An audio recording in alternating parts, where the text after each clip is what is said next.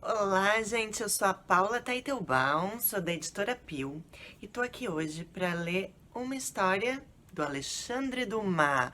Alexandre Dumas, que é o autor de Os Três Mosquiteiros e outros grandes clássicos da literatura mundial. Só que essa história que eu vou ler, eu tenho certeza que vocês não conhecem ainda. Se chama Pedro e a Gansa Mágica. É um conto de fadas infanto-juvenil, escrito pelo Alexandre Dumas e que a Editora Pio traduziu, com tradução da Júlia da Rosa Simões, e que tem ilustrações do Alexandre Camanho e pós-fácil, sobre o autor, da Heloísa Pietro, que é uma grande conhecedora do Alexandre Dumas e da sua obra. Então agora eu vou ler o e-book, que já está disponível, né? A gente também vai publicar em livro, impresso, mas por enquanto só em e-book. Mas logo, logo ele vai chegar também impresso às livrarias. Então, atenção, que eu vou ler pelo menos uma parte, uma boa parte dessa história que se chama Pedro e a Gansa Mágica. Ó, começa assim, com essa ilustração. Era uma vez um jovem camponês chamado Pedro. Seu pai e sua mãe haviam morrido, deixando-o órfão. O resultado dessa fatalidade foi que, sozinho, o rapaz se viu entregue à própria sorte. Embora tenha ficado muito triste com a perda dos pais, sentiu-se bastante orgulhoso de sua independência e, acima de tudo, satisfeito por não ter que ouvir de ninguém o que fazer. Assim, passava a maior parte do tempo cultivando a preguiça, pecado ao qual estava particularmente inclinado. Observem, queridos leitores, que se fosse mesmo possível viver entregue à preguiça, um dos maiores defeitos que existem, Pedro poderia fazê-lo, pois seus pais tinham sido muito previdentes, deixando-lhe uma bela fazendinha bem servida de todos os tipos de animais, incluindo galinhas, patos e gansos. Ele também tinha celeiros cheios de trigo e por toda a fazenda fardos de fenos da altura de montanhas. Mas mestre Pedro, pois era assim que o chamavam desde a morte dos pais, havia esquecido que todas essas coisas inevitavelmente se deterioram quando não são mantidas pelos cuidados de um dono dedicado e trabalhador. Vivia à vontade, sem nunca se preocupar com o dia seguinte. Seu maior prazer, e esse prazer era mais ou menos sua única ocupação, consistia em dormir na cama das 8 horas da noite às 8 horas da manhã e na grama das 8 horas da manhã às 8 horas da noite. Obviamente, sempre acordava 4 vezes por dia, às 10 da manhã, ao meio-dia, às 3 da tarde e às 7 da noite, ou seja, no horário das refeições. Olha aqui o Pedro. Como vocês podem ver, queridos leitores, não há muito a ser dito sobre Pedro, mas vejam o que aconteceu e como ele aprendeu uma lição. Um dia, como de costume, Pedro estava deitado ao sol, esforçando-se o máximo possível para não pensar em nada, quando uma velha gansa chocadeira se aproximou, saudou-o com seu pescoço comprido e disse com voz calma, clara e distinta: Mestre Pedro, como tem se comportado? Pedro se virou e arregalou os olhos, pois, para ser sincero, preciso dizer que ele ficou extremamente surpreso ao ouvir uma gansa falar. No entanto, a surpresa não chegou a deixá-lo com medo, e como se não percebesse o que havia de sobrenatural no que estava acontecendo, Pedro respondeu: Senhora Gansa, tenho me comportado muito bem, obrigado. E voltou a fechar os olhos, sem perguntar: E a senhora, vai bem? Como exigia a mais simples educação. A gansa, depois de um momento de silêncio e constatando que ele começava a roncar, chamou-o.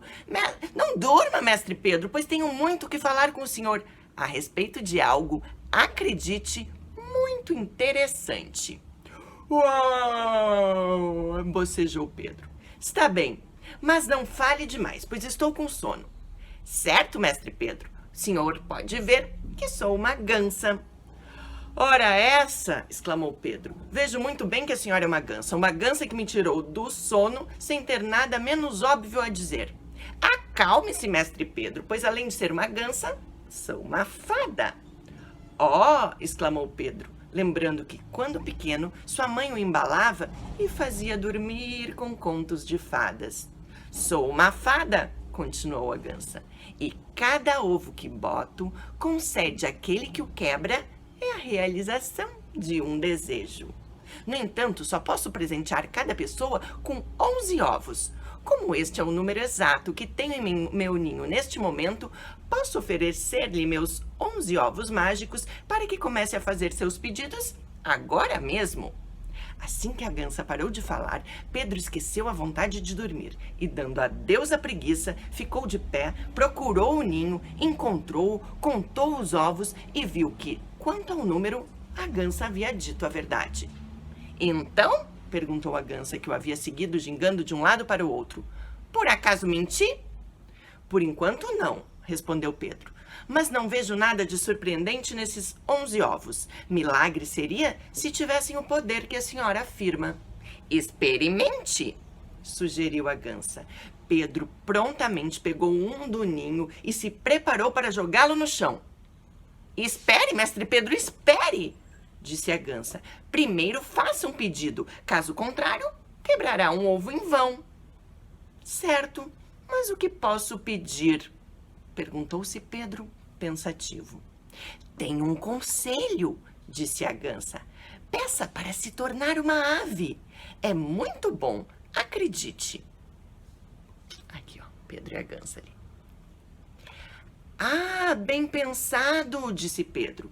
Várias vezes, ao ver garças, gansos e andorinhas no alto das nuvens, desejei ter asas. Então, quero ser uma ave. Dizendo essas palavras, jogou o ovo no chão e o quebrou. Na mesma hora, seus chinelos foram atirados para longe. Seu chapéu voou pelos ares e desapareceu. Espantado, ele caiu de costas no chão, mas assim que se levantou, viu seu reflexo no córrego e percebeu que tinha se transformado numa garça gigante. Pedro sentiu-se péssimo com a nova aparência. Não ousava caminhar com as longas patas. O grande bico batia e, batendo, produzia grasnados aterrorizantes. Ai, meu Deus! Ele exclamou, pois havia conservado a capacidade de falar. Não vou aguentar, não quero ser uma ave. Quero voltar a ser o mesmo Pedro de antes. 1 minuto depois, tinha voltado a ser o Pedro que havia desejado.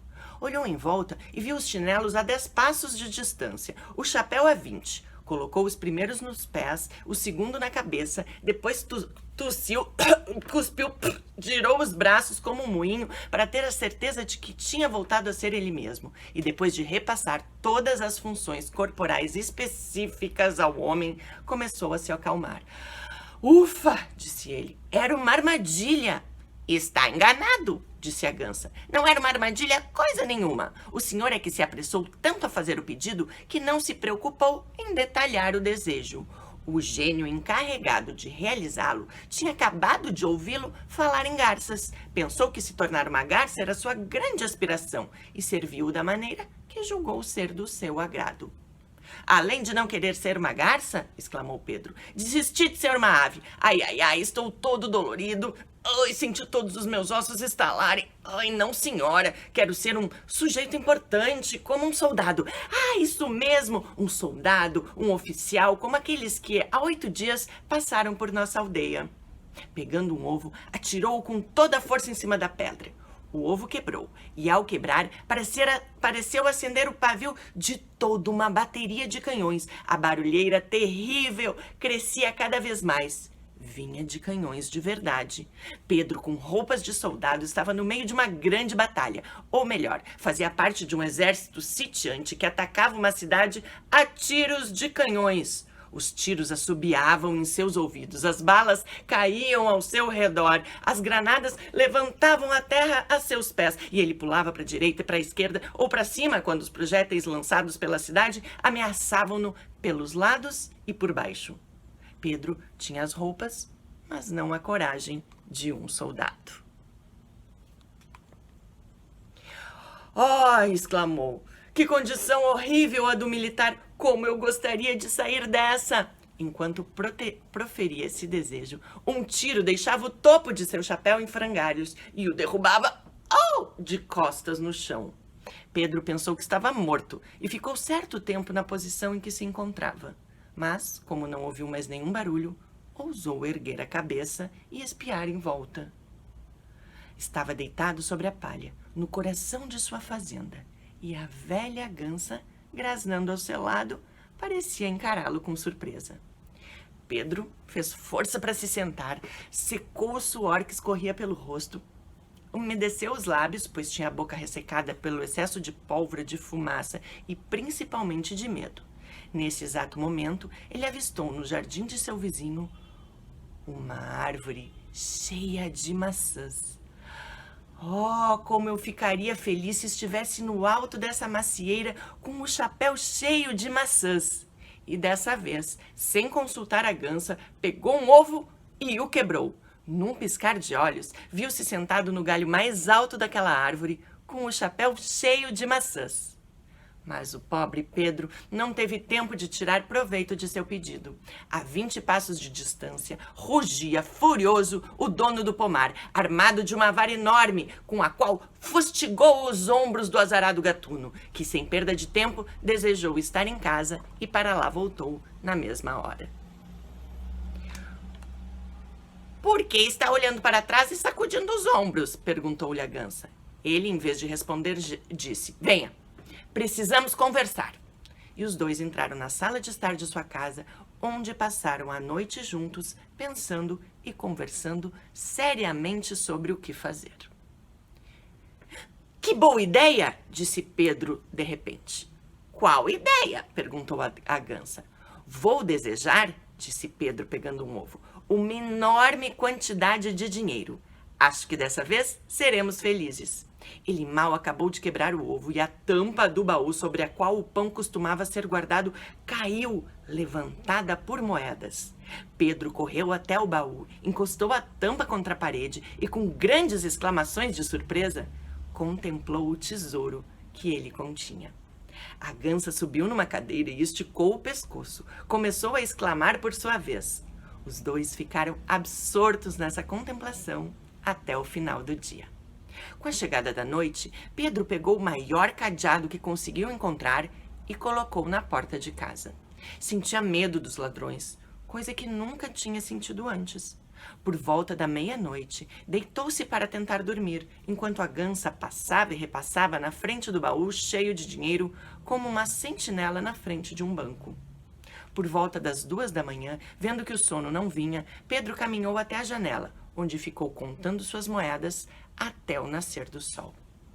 Embora Pedro, como vocês devem ter percebido, não fosse um garoto assim muito esperto, ele logo percebeu que cometera uma tolice ao fazer uso de sua sorte para tornar-se uma ave, para ser um soldado e para comer maçãs. Seu último pedido lhe parecia mais sensato que os anteriores. No entanto, desde que seu desejo se realizara, sentia-se muito preocupado com sua fortuna. Quando a gansa que montava guarda na frente da porta se aproximou, ele desabafou. "Preciso confessar, senhora gansa, que tudo o que fizemos, ou melhor, que tudo o que eu fiz até o momento, é um absurdo. A senhora não conhece uma maneira de sermos ricos com alguém para cuidar do nosso tesouro? O que só precisaria ser olhado quando quiséssemos um punhado de ouro ou de prata?" A gansa olhou para Pedro com ar zombateiro. "Ora, você poderia ser rei", sugeriu. "Os reis só precisam se preocupar em gastar o dinheiro que têm, pois indicam ministros das finanças para se responsabilizar por ele e soldados para guardá-lo." "Ah, caramba!" disse Pedro. "Não tinha pensado nisso. Fique sabendo que serei rei. E não mais tarde, mas agora mesmo." Na mesma hora, pegou um dos ovos que, por milagre, estava sempre ao alcance da mão e o atirou contra a parede. Num piscar de olhos, a metamorfose se operou e Pedro se viu no meio de um grande salão com uma gola plissada e dura no pescoço, com uma coroa pesada na cabeça e uma cauda comprida no manto. Ao seu redor, todos faziam mesuras até o chão. Pedro, que não sabia como reagir a todas aquelas saudações, se levantou e perguntou a que horas a refeição seria servida. Responderam-lhe que Sua Majestade comeria às 9 horas da manhã. Pedro estava com muita fome, pois eram 8 horas e, como dissemos, geralmente ele abria a boca ao mesmo tempo que os olhos. Ele perguntou se, enquanto isso, não poderia tomar uma xícara de café ou comer um pedaço de queijo. Imediatamente responderam-lhe que ele já havia tomado café e que o queijo era um alimento simples demais para um monarca do seu nível. Pedro viu então que a gança fazia uma reverência e perguntava no mesmo tom zombateiro que ele já havia percebido antes. Como tem passado, Alteza? Disse Pedro. Se ser rei significa seguir a vontade dos outros e não a própria, não comer quando se tem fome e carregar esta gola plissada no pescoço sem poder aproximar a colher ou o garfo da boca, declaro-lhe, senhora gança, que estou disposto a abdicar. Mas como o dia está bonito, vou descer ao jardim e deitar na grama. No entanto, assim que o rei Pedro pronunciou essas palavras, um homem se aproximou esbaforido e disse: Não faça isso, Alteza, se não quiser arriscar sua preciosa vida. Como assim? Por que eu arriscaria minha preciosa vida ao deitar na grama? Ora, porque acabei de descobrir um terrível complô contra Vossa Majestade. O senhor? Sim, eu mesmo. Então o senhor é meu ministro da polícia? Vossa Majestade deve estar brincando. Sabe que eu sou, pois me nomeou pessoalmente? Diabos, disse Pedro. Então alguém quer me matar? 30 traidores se reuniram noite passada e juraram com as palavras mais horríveis que se Vossa Majestade escapasse do tiro, não escaparia do punhal. E se escapasse do punhal, não escaparia do veneno. Ai, ei, senhora Gança, chamou Pedro, voltando-se para a conselheira emplumada. O que acha de tudo isso? Acho estranhamente grave, respondeu a Gança. A menos que a conspiração seja uma invenção do comissário de polícia. Mas por que ele inventaria uma história dessas? Para que pensem que ele é necessário. Conheci ministros da polícia que só se mantinham no cargo por causa dos complôs que inventavam a cada semana. Alguns ficaram 8 ou 10 anos vivendo nessa manobra, que à primeira vista parece ingênua. Ai, ora, disse Pedro. Prepare-se, minha amiga. Para quê? Para me deixar passar. Onde está indo?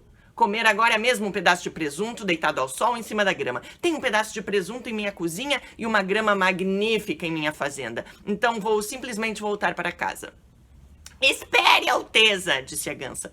Quando a acompanhei esta manhã, tomei o cuidado de trazer os ovos comigo. Assim, caso o senhor quisesse ter algum outro desejo realizado, poderia seguir sua vontade em vez de simplesmente voltar para casa para roer um presunto, que no fim das contas parece um almoço bastante triste.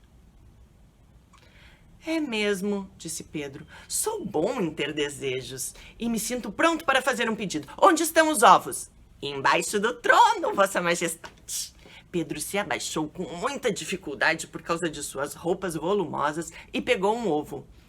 No fim das contas, ele disse, acho que o almirante de uma frota é um homem mais independente do mundo. Ele passa a vida navegando por mares distantes, onde ninguém fica dizendo o que deve fazer. Além disso, se bem me lembro, usa um uniforme majestoso. E como Pedro não perdia tempo depois de tomar uma decisão, o ovo que tinha na mão foi quebrado sem demora. Imediatamente, o jovem se transformou num almirante de 70 anos com um tapa-olho, uma bengala curva e uma perna de pau. Todos esses inconvenientes eram compensados por uma magnífica muleta de mogno. Que saco! Exclamou Pedro. Eu queria ser almirante, mas não um almirante aposentado, com um olho e uma perna a menos, sem contar que estou com 70 anos e, consequentemente, posso morrer a qualquer momento. Permita-me fazer uma observação a Vossa Senhoria, disse a Gança. Almirantes não são nomeados aos 20 anos, só se chega a esse posto quando não se tem mais nada para fazer, além de ficar em casa. Ai, que inferno, disse Pedro impaciente. A senhora é uma tola, minha amiga. E como estou com medo de que me aconteça alguma desgraça sob essa miserável aparência, desejo voltar a ser eu mesmo. Com esse pedido, voltou à cozinha de sua fazenda. A Gança estava à sua frente, em cima da mesa. Uma coisa que a Gansa não esperava, no entanto, era a cólera de Pedro. Ele estava furioso, pegou a faca que estava em cima da mesa e começou a correr atrás do animal que o havia levado àquela sucessão de aventuras desastradas. Mas a Gansa não estava disposta a morrer com tanta facilidade. E correndo, começou a gritar mais alto do que ele, censurando-o pela ingratidão, lembrando-o dos imensos favores que lhe havia concedido e que outras pessoas, com o bom senso que faltava a Pedro, não deixariam de aproveitar. E demonstrou com tanta clareza que ele é que era um animal e ela uma criatura de espírito elevado, que Pedro acabou se dando tapas no próprio rosto e confessando estar errado. Ouça bem, disse-lhe a Gansa, deveria instruir-se viajando, meu amigo. Várias vezes o vi lendo livros de viagem.